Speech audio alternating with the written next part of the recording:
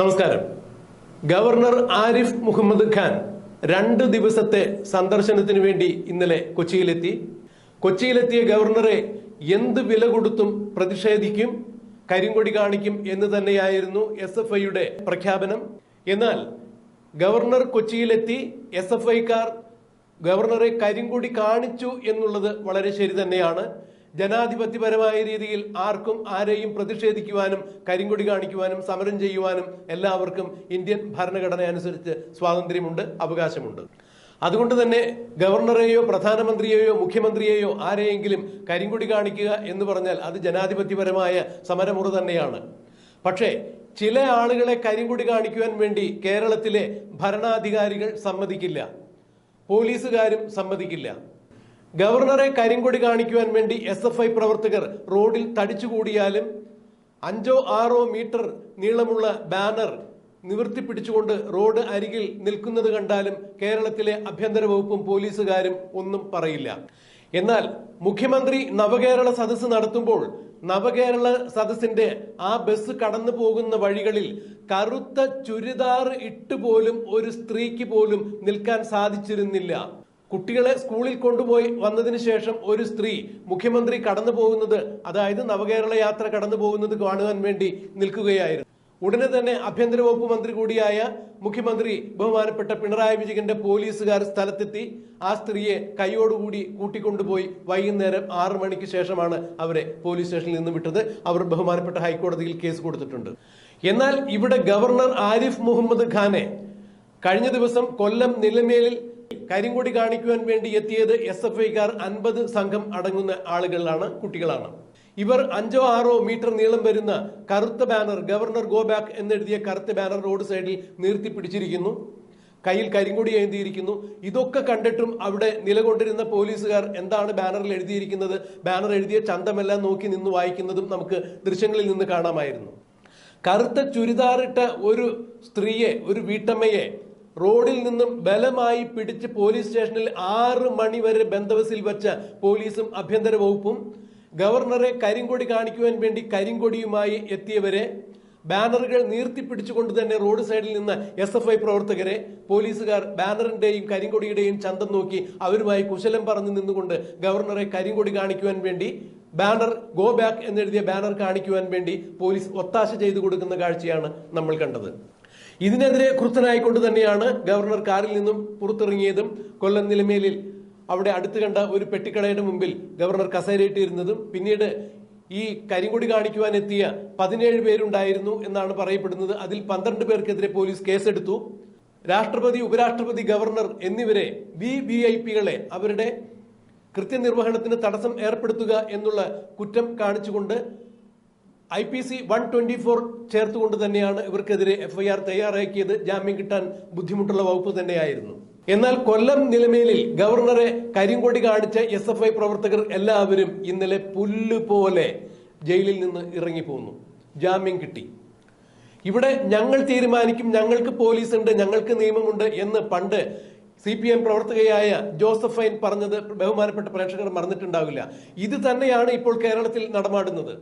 അതീവ സുരക്ഷാ വിഭാഗത്തിൽപ്പെടുന്ന VVIPകൾ എന്ന് പറയാവുന്ന രാഷ്ട്രപതി, ഉപരാഷ്ട്രപതി, ഗവർണർ മുതലായ ആളുകളെ വഴിയിൽ തടയുകയാണെങ്കിൽ, അവരുടെ കൃത്യനിർവഹണത്തിന് ഭംഗം വരുത്തുന്ന രീതിയിൽ അവർക്ക് മാർഗതടസ്സം ഉണ്ടാക്കുകയാണെങ്കിൽ അത്തരക്കാരെ 124 പ്രകാരം അറസ്റ്റ് ചെയ്ത് ജയിലിൽ അടച്ചു കഴിഞ്ഞാൽ പിന്നെ ജാമ്യം കിട്ടുക വിഷമമാണ് എന്നുള്ളത് തന്നെയാണ് നിയമവൃത്തങ്ങൾ ചൂണ്ടിക്കാണിക്കുന്നത്.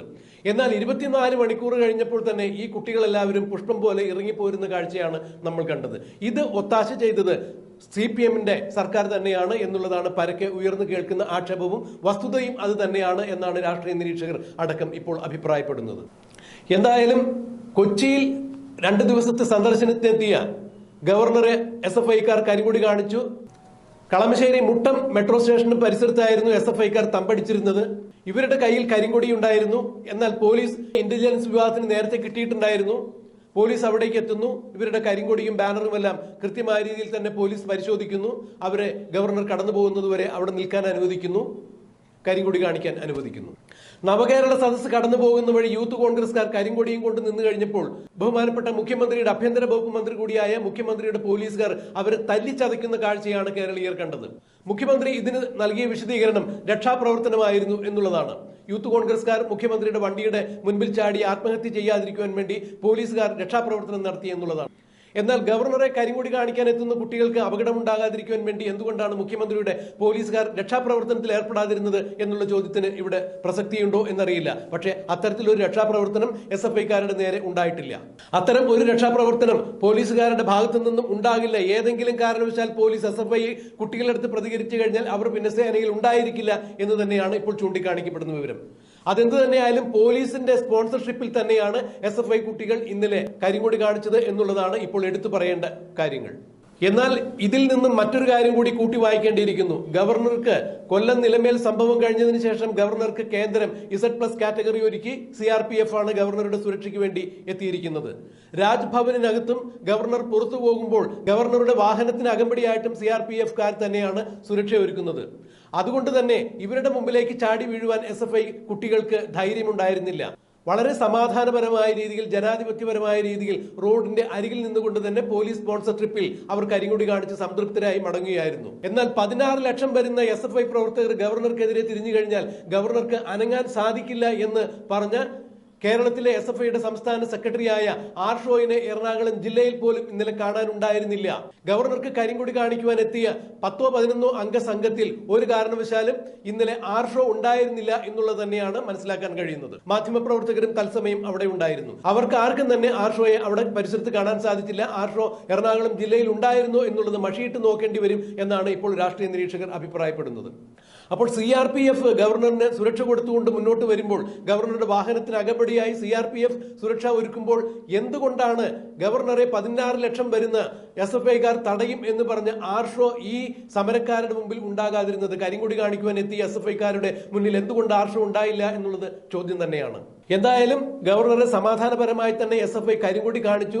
തത്വത്തിൽ SFI ഗവർണറെ കരിങ്കൊടി കാണിക്കും എന്ന് പറഞ്ഞത് അത് നടന്നിരിക്കുന്നു. ഇവിടെ ജനാധിപത്യപരമായ രീതിയിൽ പ്രതിഷേധിക്കാനും സമരം ചെയ്യുവാനും എല്ലാവർക്കും അവകാശമുണ്ട്.